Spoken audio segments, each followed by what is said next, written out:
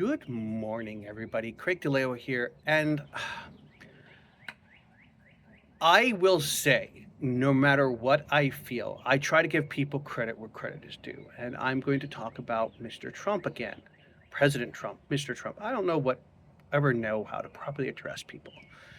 And I'm going to say, I don't know if, and I'm going to use the fancy Latin word, ex post facto hoc ergo hoc situation, or if this is he actually calculated this.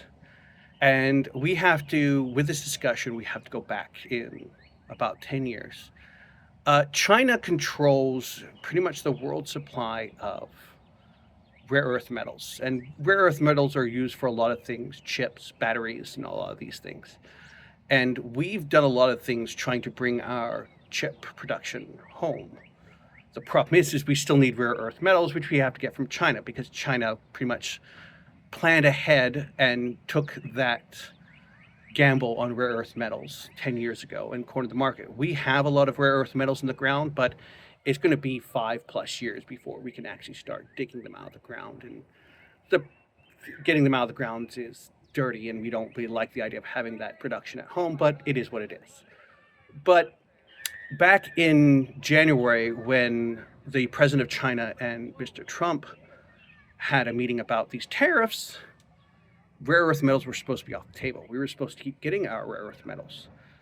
And all the things he's done when it comes to the F1 visas and everything else, supposedly Mr. Trump did because China hadn't been giving us our rare earth metals, which is going to strangle us on the opposite side of these chip productions and car production.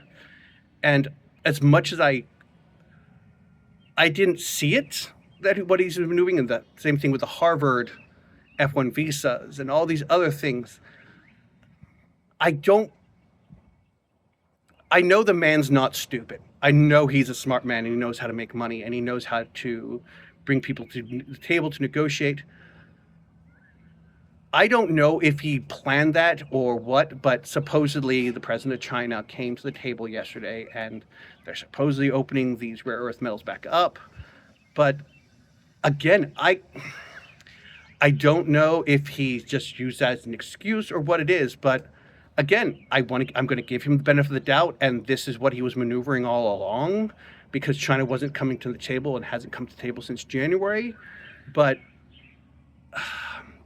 and this is the problem. We have, and as much as I'm going to say this, and I'm going to get flack for this, Reagan screwed us. Reagan screwed us by pushing all of our metal production out of the country. He did a lot of things like our steel mills and all of our steel production, and destroying our unions when it comes to steel production and pushing it out of the country was bad for us. And Trump is trying to bring these things back to America. So again, I can't argue with him, and he does a lot of smart things. And again, there's a lot of things he does and says, and I don't agree with him. And again, I want to fight him. I don't agree with a lot of his policies, but there's a lot of things he does that make sense. So know that I'm for him and I'm against him. And there are things he does that I don't agree with, and there's things I do that I do agree with him. So again, this is the nature of politics, and this is being an adult when it comes to politics and being open to both sides of discussion. So, and there's a lot of things that he sees every day that I don't get to see because of the nature of his office. So know that my honest answer is I try to be open-minded to everything, both from the Republicans and the Democrats. I try to see everything, and I'm going to be open-minded to discussions of no matter what they are. So again, I love all you all. I love all my shipmates, and have a fabulous day.